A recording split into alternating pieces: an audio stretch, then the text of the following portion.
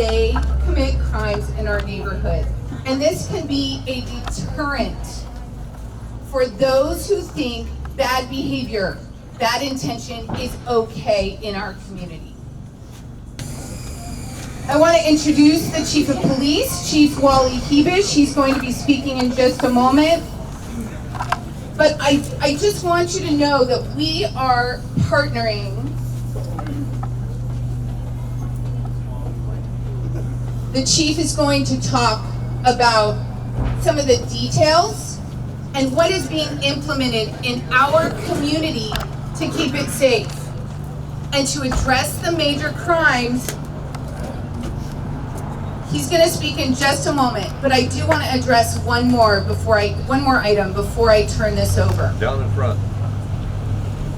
You know, our police department, they have the tools to address major crimes. They've addressed these major crimes quickly, as we have seen over the last couple of weeks. But this doesn't change the frustration. You as residents, business owners, our community has had because of petty crime. And it's called petty crime, but it's not really petty when it's repetitive over and over.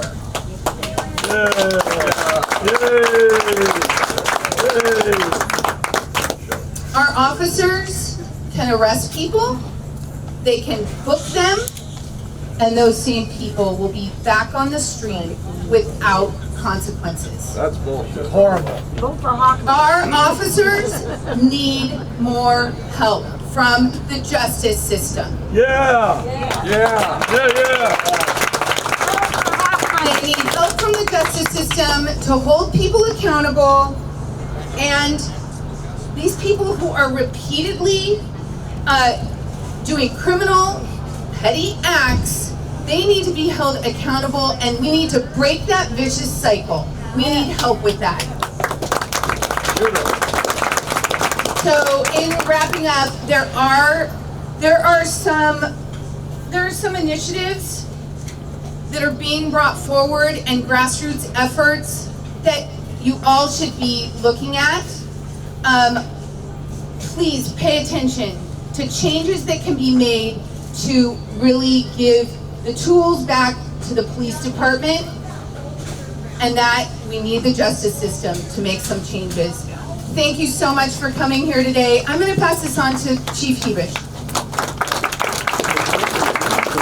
Thank you, Councilman. Can everyone hear me okay? Can you hear me back there? So, my name's Wally Hebish. I'm the Chief of Police here in Long Beach. So I do want to thank the Councilwoman for having this community meeting. Louder? You can't hear me? I want to thank the Councilwoman for having this community meeting and inviting us out here today. This wasn't exactly the community meeting I expected, but I'm happy to be here speaking to all of you. So I do want to start with a couple of things about the police department and crime and safety. And the mission is very clear for us. It is to reduce crime, enhance safety, and utilize all available resources we have to address crime, which you've seen us do over and over again, and we'll continue to do that. As the Councilwoman mentioned, we had an incident here that our officers and our detectives, our professional staff responded quickly, and we arrested the person responsible. We had a recent incident where there's some vandalism that was happening in Belmont Shore. We arrested the person responsible. We had an incident down the street a few weeks ago. Unfortunately, a life was taken. We arrested the person responsible. But it goes beyond just the police department. It goes beyond a reactive approach to crime and safety.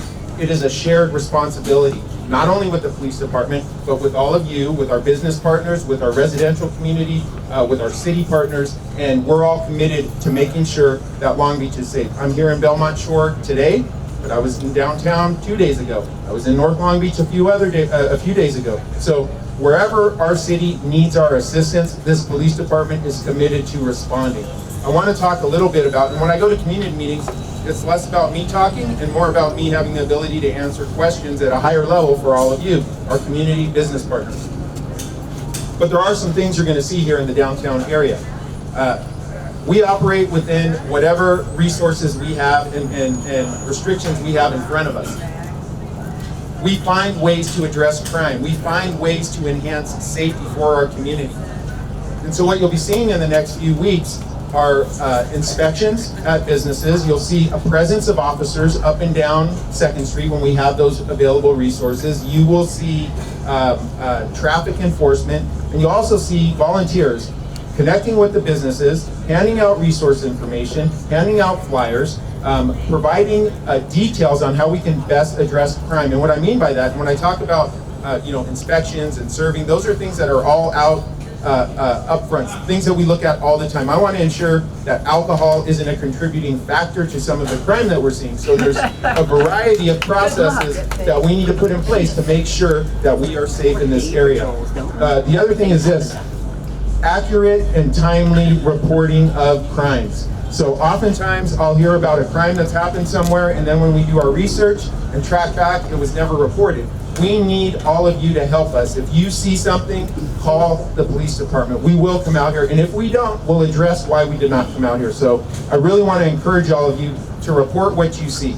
But you will see an increased presence down here. You will see traffic enforcement down here. You will see activation of businesses and working with our partners to try to make sure that people know if you come into our community and you victimize our community, you will be held accountable. Again, I'm so thankful for the work that our officers, our detectives, and all of you did to help us bring resolution to this most recent incident here. So again, happy to be here, happy to answer any questions any of you may have. I'll stick around for a while for any questions, and looking forward to continuing to work toward reducing crime and enhancing safety in Belmont Shore in the entire city of Long Beach. I'm proud to be the chief of this department, and we're not going anywhere. You're going to see police officers down here, so thank you very much.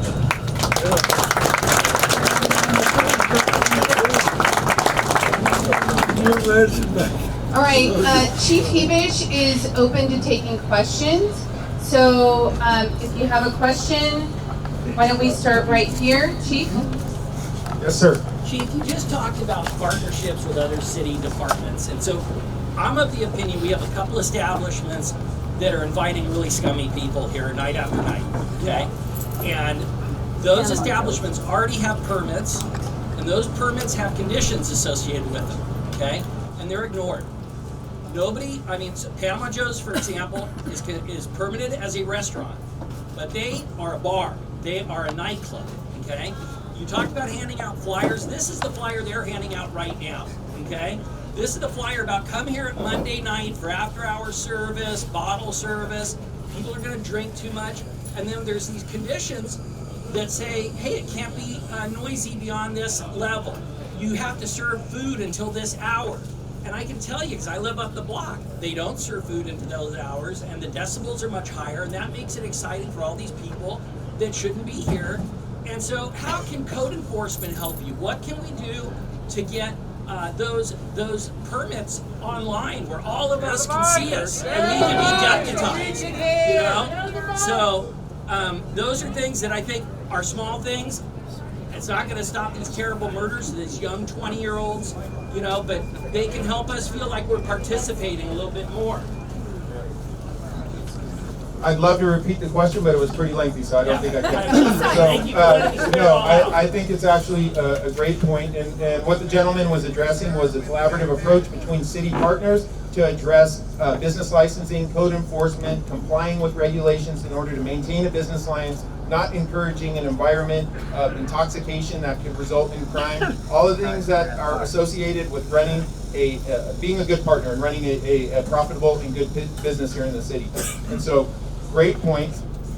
We work very closely with code enforcement. We work very closely with community development. The councilwoman and I talked about this earlier this week on how to connect all of the city departments together with an interdepartmental approach on it. And I don't want to single out any one business in the community, but I will say that there are standards that need to be upheld. And if I see that businesses are contributing to crime, that's where the police department steps in. And so through our vice section, we analyze and assess the calls for service, the amount of times we're called out here, the types of crimes that are happening, and determine whether or not a business is disruptive.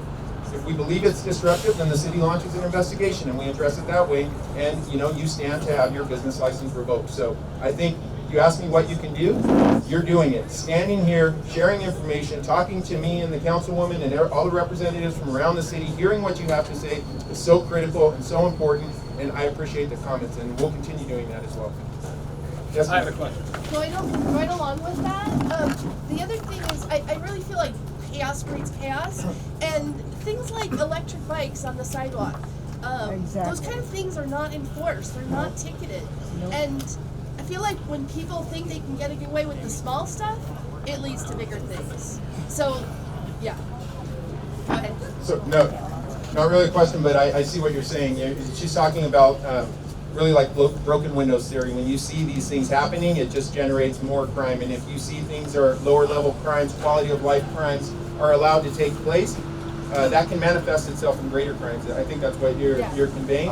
And so I agree with you. And in that area, we prioritize how we respond. We have priority 1, 2, and 3 calls. We utilize the already, and I got to share with, I need to share with everyone, the police department, the staff in the police department is stretched thin. And these officers that you see on the street every day, the officers and the detectives that are working in the station and filing cases, every officer on this department works an additional 2 shifts a month on top of their already scheduled shifts to ensure that we're maintaining the level of resources that all of you expect and that we provide, which is professional quality policing. And so we have to prioritize the types of crimes that we address. But, just let me finish real quick. But when we hear about those things, there's other ways to address it. We have ancillary units that can come out and address those lower level quality of life crimes. We have quality of life officers. So if we see that there's a contributing factor, then we can run an operation to address those issues. So Yeah, what I was going to say is that just weeks ago, I was on the street. There were 2 bike cops. There was an older, a 40-year-old guy on an electric bike, one of those big, huge bikes, going too fast. And I said, hey, can you guys ticket him? Can you take care of this? And they said, yeah, we've been told that by our commander that we shouldn't be doing that. I thank you. Their commander's here, so I'll talk to him afterwards. I'm just kidding. That's something that we would want to know more about. We can talk to you about after the fact. Commander Mike Panino is your division commander. Deputy Chief Jerry Pareto is your patrol bureau deputy chief. They are here today because they are committed to addressing the issues you're talking about and the violent crime that, again, we will not tolerate in this city. We will go after anybody who victimizes this community, identify them, locate them, and arrest them. And we've done it multiple times and we'll continue to do it. So thank you for them. Hey, Chief, Jeff. Next question. Please make it a question and. Yes, I live on Appian Way. I had a gentleman come to my house 5 times banging on my door claiming that he purchased my house. He was very violent. I called the police. They said it was a low priority. He came 5 times. My neighbor's sons had to remove him from my house. The 5th time, I was angry and had to push him. What am I supposed to do? All by myself. Guns are not the answer. Thank you, Councilwoman. So what I'm going to ask is if you have issues with response or questions about calls for service, you hold those until afterward because your division commander will be here to take that information so we can follow up on it. I do want to share though, because you talked about a low priority response. Police dispatchers are not part of the police department. It's another department. And so when I hear that you're told that this is a low priority, we need to go back and talk to our partners in dispatch and make sure that we can run that call down and see if there was anything we could have done better to respond. So I ask if you have a personal situation or a call that you want clarification on, please hold those until after the community meeting, and the division commander will be here to take all your information. What about the ordinance, the city ordinance to close the bars earlier? Is there a chance for a city ordinance to close the Get a bars? question into the microphone and then. What about changing the city ordinances so that the bars have to close earlier? Because I think thank you very much. Nothing's any good after midnight. What are they drinking for after midnight? Let's let the chief answer. So that question, quite honestly, is not for the police department. We don't control or regulate business hours. That's something for the city, and I don't know, Councilwoman, if you want to speak more about that. We're here to make sure that we're keeping the communities. We do not regulate bar or business hours. That's not necessarily a question for the police department. We just operationalize ways to respond. And so I'm going to have the Councilwoman talk a little bit more about that and what you can do to help with that. Christina. I'm going to answer that. So I have asked for data I want to see what calls for service have been made. I will tell you that there have been fewer calls for service this year than there have been in the past. But I have to have the data. I have to work with community development. There is a process. I'm not going to be doing anything rashly. What I am going to do is look at what the information that we have from residents, what we're hearing from PD, and we're gonna put it together. So I am working with city departments to look at that. Christina, can I ask you a question? Hold on just a minute. Let's see. Now hold it on. Is there a representative from fire safety here? I'm sorry. Is there any representation from fire safety? No, I was invited by the VA. So I was present at the event that happened. I was incredibly impressed by the response of the police and, in fact, staff, Dave's staff. I was appalled by how long it took for fire and safety. It took 25 minutes, and the kid was dead by the time they arrived. The police officers I spoke to at the scene were appalled, and they recommended that I check you, Councilman. Thank you very much. So, I don't want to speak about the fire department. They have their operations, their protocols, their tactics. That certainly is information that the fire chief and I will discuss and I'll share with him. I can speak about the police department, and I can tell you that we had additional officers down here on overtime that were on another call and still responded within 2 minutes and started life-saving measures. Commendable and exactly what we expect from our police officers. So I don't want to disparage the fire department without giving the fire chief an opportunity to evaluate that and look at that. And I'm not a firefighter, so I don't know, their tactics on response. So I will share that with the fire chief. I also want to just make sure everyone understands, our dispatch for public safety is not within the police department. It's not within the fire department. It's important to understand it goes to 911 and 435-6711. The non-emergency number goes to one department. That's under disaster preparedness. It then gets triaged to either police or fire. We need to remember that when, with things like this, we just have to look at dispatch and how it was handled. Okay, I'm gonna get another question here. Hi Chief, I'm Jeff Severson, a member of the Long Beach POA. Glad to support what you guys are doing. Quick question, it's sad what has happened, but I know your presence is out there. My question to you is, to me, the smash and grab is robbery. And what's our status on that? I don't fully understand the question. Well, what do you mean, what is our status on it? Well, how can we stop it? How can we stop it? It's robbery to me. Yeah, well, it's still a crime, and we actually have a task force within our department in the investigative bureau that is specifically focused on organized retail theft, the smash and grabs that you're talking about. Fortunately, our city has been pretty good in terms of regionally the crime statistics related to smash and grabs or organized retail theft. That's not to say we have to stop working to address that, but we're continuing to work to address that. As we see new and different ways of committing these crimes, we adapt to that. So that I have a whole team that works on that and looks at that as well. So thank you for the question. And just to address that further, it's also the responsibility of businesses to make sure that they have alarm systems and they have prepared their business to not be broken into. So there is some responsibility. The smash and grabs, there have been some that have been handled by the business. So on Second Street. You asked quite. Meaning that they enforce their windows. That's what I mean. Question. Okay. Sorry.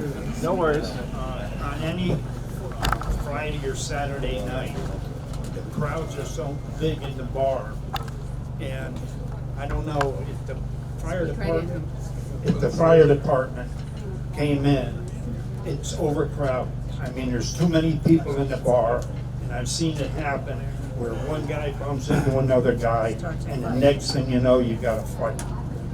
There's no I mean, every bar in there, there's too many. It's breaking the law.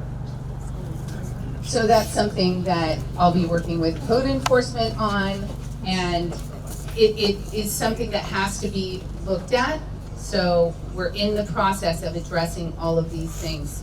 We got to, Chief. We say we're blaming a lot of the, and this is going to be popular. We're blaming a lot of the bars for these issues. Here, make Hey, it a concise question. we're telling that it's the bar's fault that's doing this, and I think it's wrong. It's incorrect. Do we have a deeper root here? The people that are coming into this place of our home, gangbangers, drug dealers, that's the root cause. Are we looking into that? What are we doing? We need to be proactive instead of reactive. More present to you said. Kudos to what you guys have done. It's unbelievable what the job that your department has done, and I applaud you for that. But being proactive and having more people here, and I know your resources are tight, but we have to stop this, and we have to call it a spade's a spade. Go somewhere else. You're not welcome here. That's it. And that is the non-tolerance. We have to get that messaging out. Shoot them. So I'm not sure everyone. Well, we're not going to do that. But thank you for coming. First of all, I want to clarify that I'm not blaming. If you're talking about the police department, we're not blaming the bars. We're not blaming businesses. I'm blaming the people that are victimizing this community, and those are the people that we are going to hold accountable. When I talk about collaboration and partnerships with the businesses down here, it's about making sure that we all have skin in the game in terms of keeping this community safe. Does anybody think late night drinking and after hours partying isn't going to result in problems? It always does. That doesn't mean that we can't do anything about it. And so when I talk about working together, ensuring that everybody is on the same page, following the rules, getting the message out, having an aggressive communication strategy, exactly what you said. If you come into this community and commit crimes, you will be held accountable. DUI enforcement is going to happen. Drinking impaired, driving impaired will be strictly enforced, and we're going to continue to do that. So we're taking our resources, when available, moving them around and addressing those locations that need to be addressed. And currently, this is one of the locations that we're focused on, and we'll continue our focus here. So thank you for the comments. Thank you. Christina? Hi, I'm a business owner on the street. I just wanted to ask in terms of being short-staffed, what about not having a patrol presence during the day so much, but definitely during Friday and Saturday nights, as well as ticketing drunken publics, unruly tickets, I don't know what they're called, but maybe if you see something that's potentially about to happen, you can go and investigate if they've been overserved or something of that nature.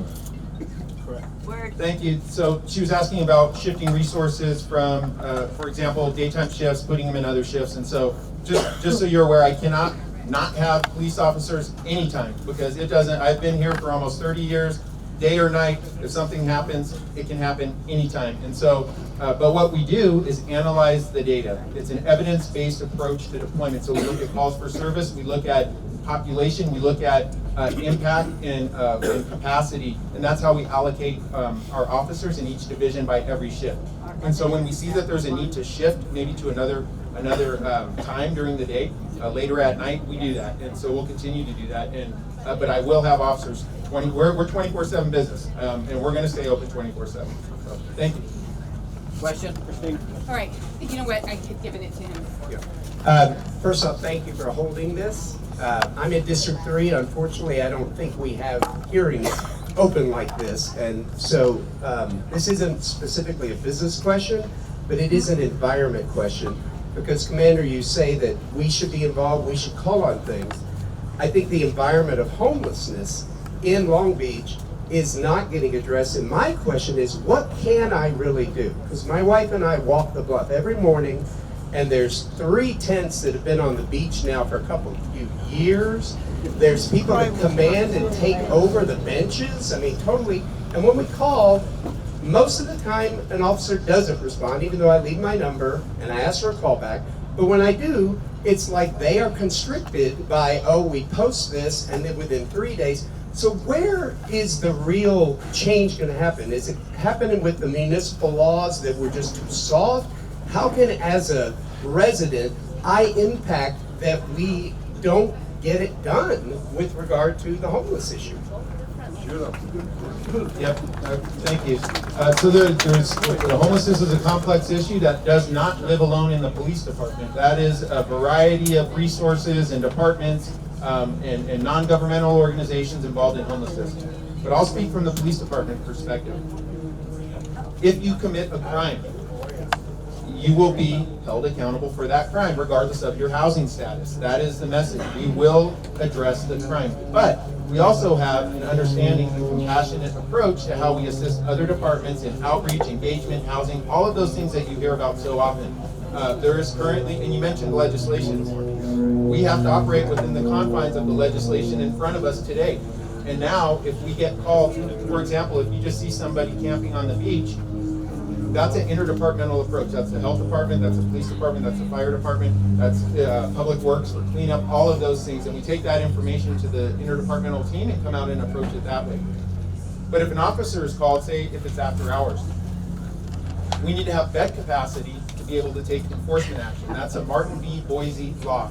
That is going to the Supreme Court to be heard in a few months, and it may be overturned. So we'll have to modify the way we respond and operate.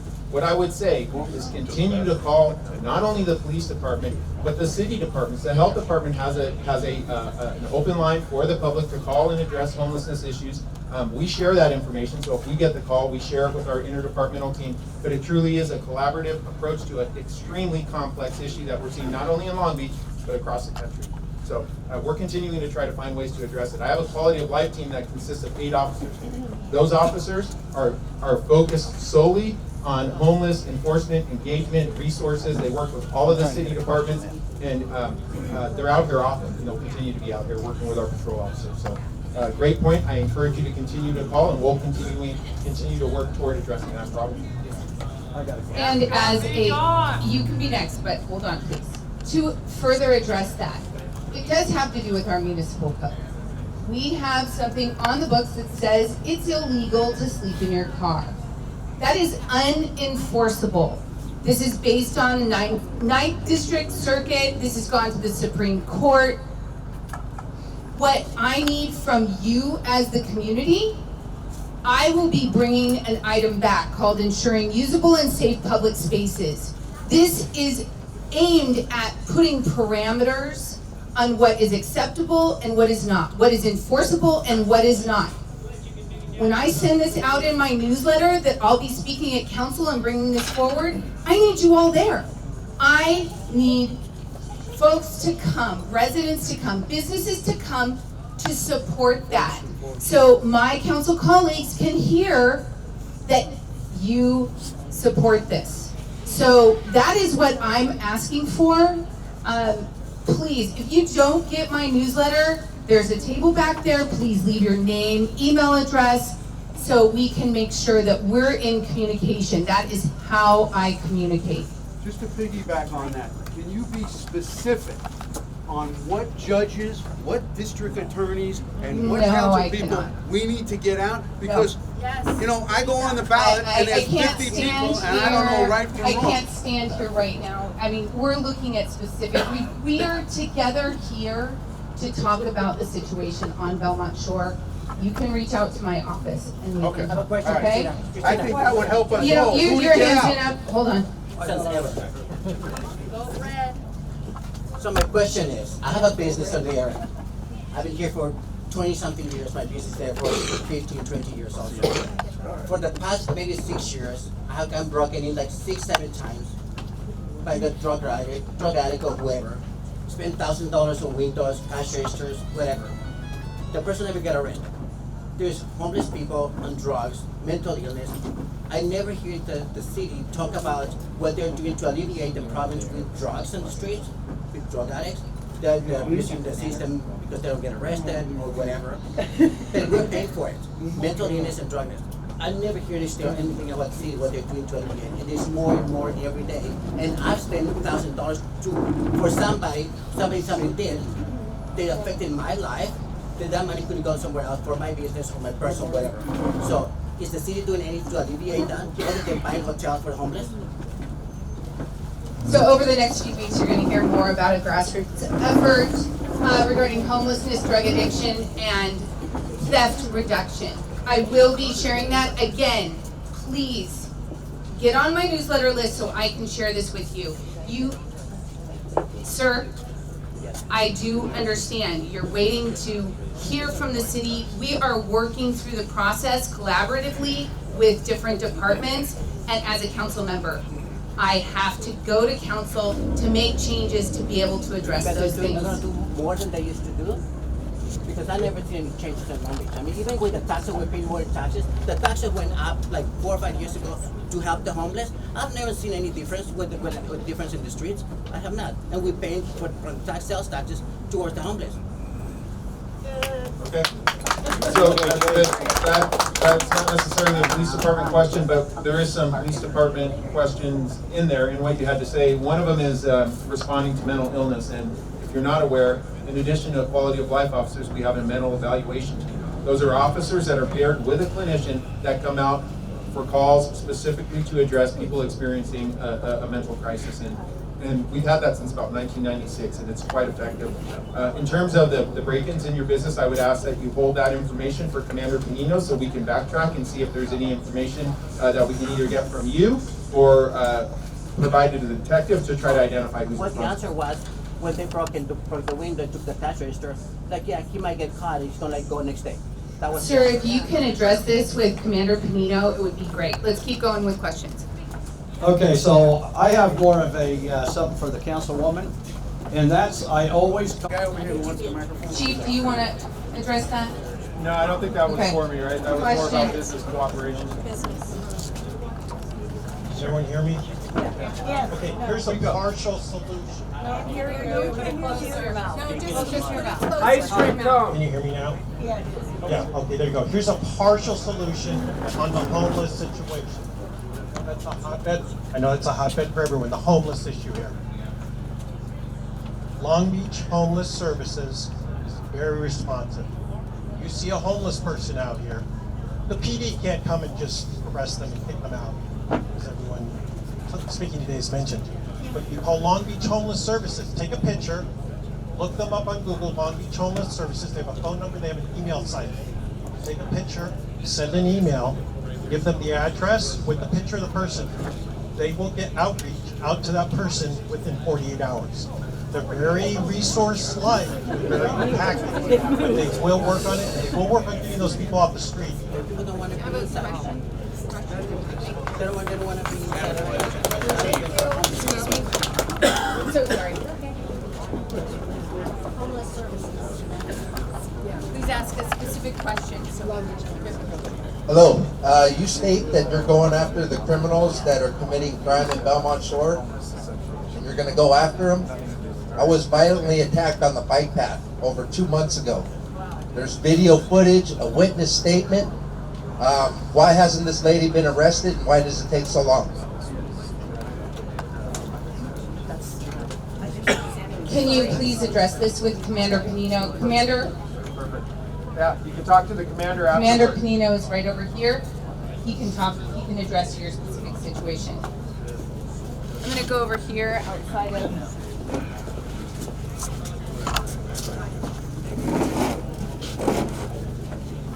Thank you so much. I know I've called graffiti, they've been very responsive. I love that Ocean Boulevard looks a lot cleaner. I remember 10 to 15 years ago when I worked, I would come home from work and it was so fantastic to see 2 policemen walking the beat together in full uniform up and down Belmont Shore every day. And I understand that you are limited, but just that uniformed police presence in Belmont Shore every day, just 2 guys, walking, stopping at Sweet Chills, getting something to eat, talking with people, continuing walking the other side. It would be huge. Just 2 guys every day. Community policing is what we have talked about and asked for, and now we have community policing. Well, we always have. The foundation of our department is community policing, and I was one of the 2 guys, one of many 2 guys who walked up and down Belmont Shore years and years ago. But the reality is this, we have to prioritize our resources, and you will see people, officers walking on Belmont Shore, but that's not a permanent assignment. To take 2 officers to walk in any given area means I'm taking 2 officers out of a beat assignment for calls for service and emergency response. So community policing is at the foundation of what we do. And so the way we get around that is to ensure that the officers assigned to this beat are, when they have time, are getting out and walking and talking and meeting the residents and meeting the businesses. And you have your PRO here. I think I saw him earlier today, Officer Murphy, who spends a tremendous amount of time down here. In addition, in the next couple of weeks, we'll be shifting some resources around. We have a neighborhood safety bike team. Those officers, their specific role, their mission is to engage with the community. So you'll see them walking up and down Belmont Shore in the next couple of weeks. Again, not a sustainable option. As the department continues to grow, those are things I'd love to bring back into our operations. Thank you. I'm going to have my chief of staff pass around the mic out here. Just ask a question and we'll get it answered.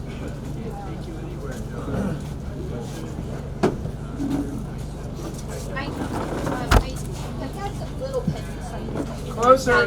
Not enough to call out the police, but when I go to try to report it online, if you have video, it requests that you have an officer come out to take the report.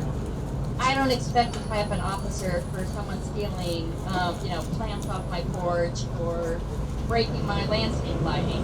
But I do think that it's important to have those statistics because it just shows that there's somebody going around the neighborhood creating havoc. Why can't we upload pictures to for those small crimes so that you have accurate statistics of what's going on in the neighborhood?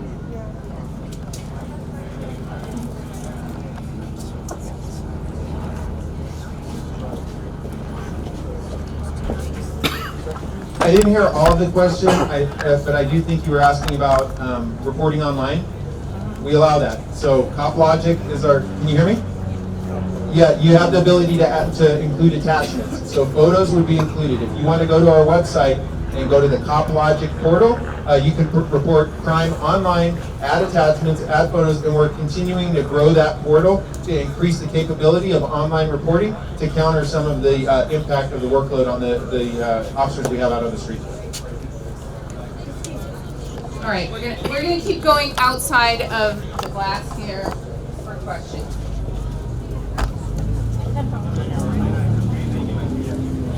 Thank you. This is more for Christina. Maybe she could help us and everybody else could listen. I know I read it on Nextdoor because that's our main portal to communicate. And we were talking about in the neighborhood too about what about the bars reducing the hours to 10 o'clock, closing the doors at 10 o'clock? It's possible because Dana Point does that. The community got together and they got the city approving that. So it's possible to do that, reducing hours to 10 o'clock, 10 p.m. That would be nice. Thank you.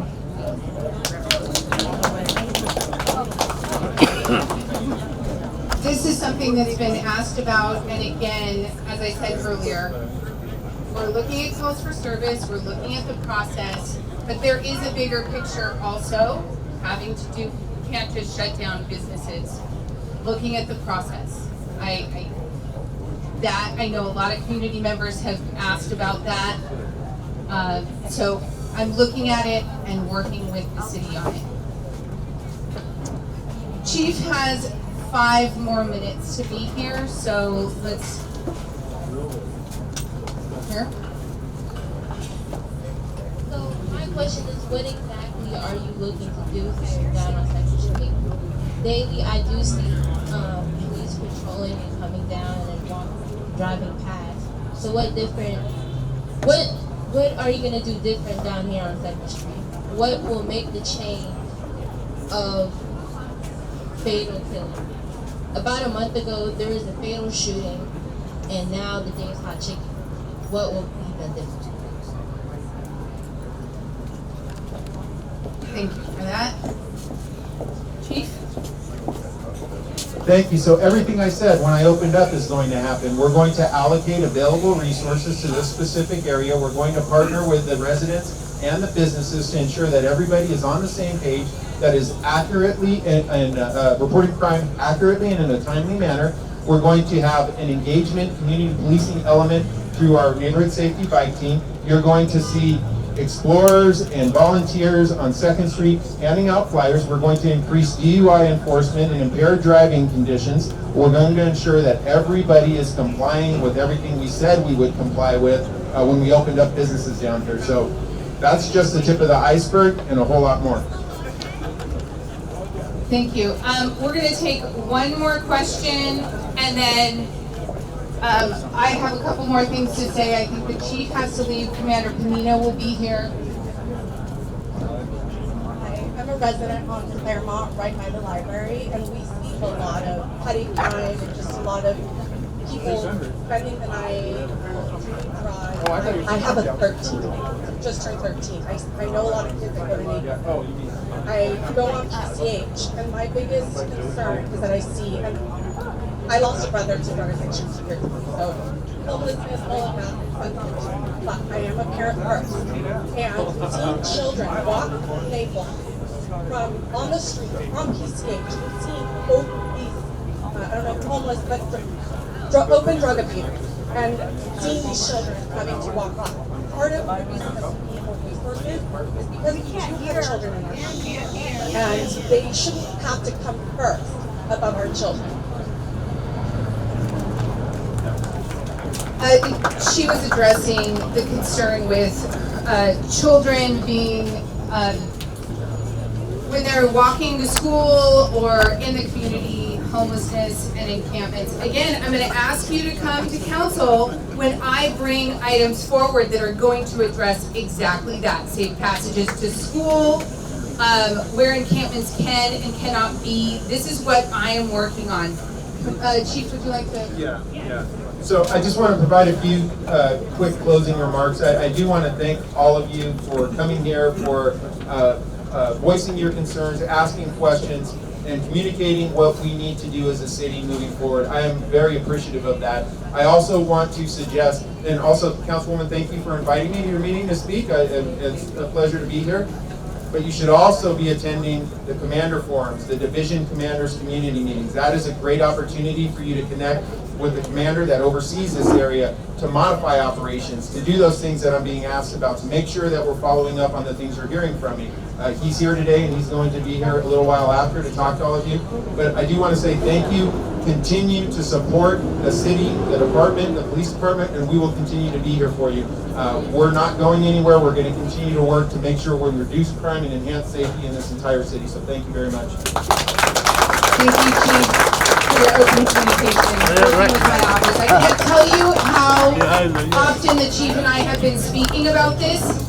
We are working very hard to listen to you, the community, and protect our community. I want to let you know that this resident meeting was scheduled before the incident last Sunday. I wasn't expecting to have so much of the community here.